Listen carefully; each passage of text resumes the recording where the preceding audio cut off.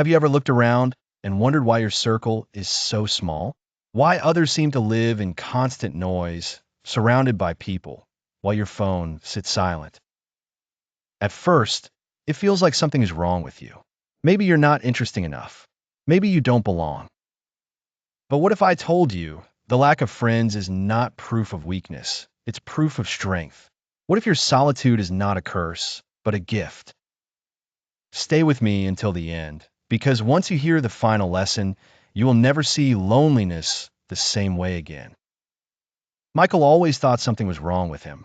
In college, his classmates were constantly surrounded by groups, laughing, sharing, going out. But Michael, he could count his real friends on one hand, and sometimes not even that. On weekends, while others filled their schedules with parties, he stayed home with a book or walked alone through the park. Deep down, he wondered, why can't I be like them? Why can't I have what they have? That feeling of being left out gnawed at him until one day he stumbled across a book of Stoic writings. He read Marcus Aurelius' words. Nowhere you can go is more peaceful, more free of interruptions than your own soul. That line struck him like lightning.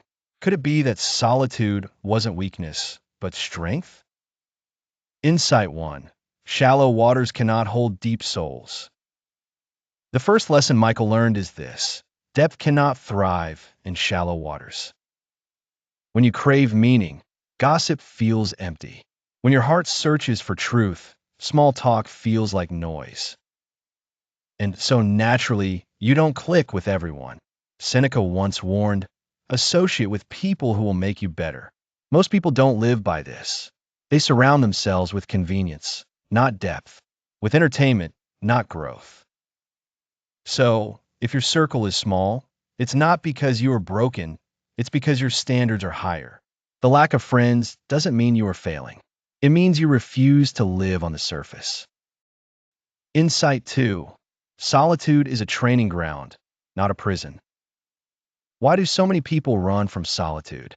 Because when the noise fades, the only voice left is their own, and most cannot bear to face it. But the Stoics taught that solitude is a gift. Epictetus told his students, if you want to improve, be content to be thought foolish and stupid. In other words, if you walk a different path, people might misunderstand you. They may call you antisocial, but solitude gives you something a crowd never will: self-mastery. Michael realized that being alone gave him space to think, to reflect, and to anchor his peace within himself. Alone, he discovered that true freedom is when you no longer need constant company to feel complete. Solitude is not punishment. It is practice. Insight 3. Quality always outweighs quantity. Picture this: one room filled with 20 people, loud, distracted, shallow. Another room with just one person, but every word feels genuine, every silence feels safe. Which one would you choose? The Stoics were clear: numbers do not define friendship. Seneca wrote, one loyal friend is worth more than 1,000 acquaintances. If your contact list is small, don't call it emptiness. Call it clarity. You're filtering out the noise, refusing to spend energy on people who only take but never give. The lack of friends means your standards are too high to settle for the fake and the shallow. And that's something to be proud of. Insight 4. The right people arrive in the right season. Michael used to believe something was wrong with him for not having many friends. But the Stoics remind us, nature teaches patience. Trees don't bear fruit overnight. Flowers don't bloom in the wrong season. Friendship works the same way. You cannot control who enters your life or when. You cannot force people to understand you or stay with you. But you can remain authentic. And when you do, your values act like a lighthouse.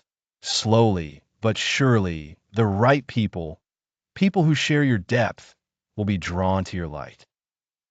If you dim yourself just to fit in, the ones who truly match your soul may never find you. But if you stand firm, even when alone, you make space for the rare bonds that last. So, what does the lack of friends really mean? It means you value quality over quantity. It means you choose truth over popularity. It means you would rather walk alone in peace than follow a crowd into emptiness. This isn't loneliness.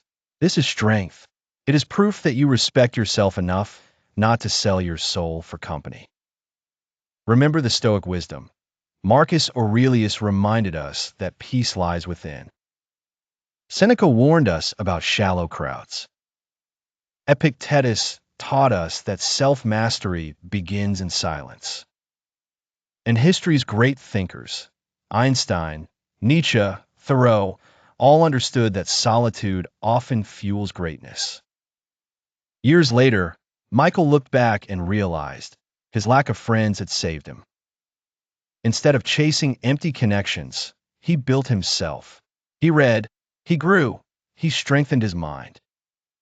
And slowly, as he stood firm in who he was, the right people appeared, not many, but a few. And those few brought more meaning than 100 ever could. His solitude was never a curse. It was his foundation. Lesson: if your life feels quiet, if your circle is small, don't mistake that for weakness. See it for what it is, proof that you are rare, proof that you are building a life of strength. The lack of friends means you refuse to settle for noise. It means you honor depth. It means you have the courage to walk alone until the right ones arrive. And when they do, they will not rescue you from emptiness. They will add light to a life already full. If this message resonated with you, I want you to do 3 things right now. Subscribe to this channel, because here you'll learn how to master your mind and live with strength every single day. Like this video, so more people can hear this reminder and free themselves from shallow living.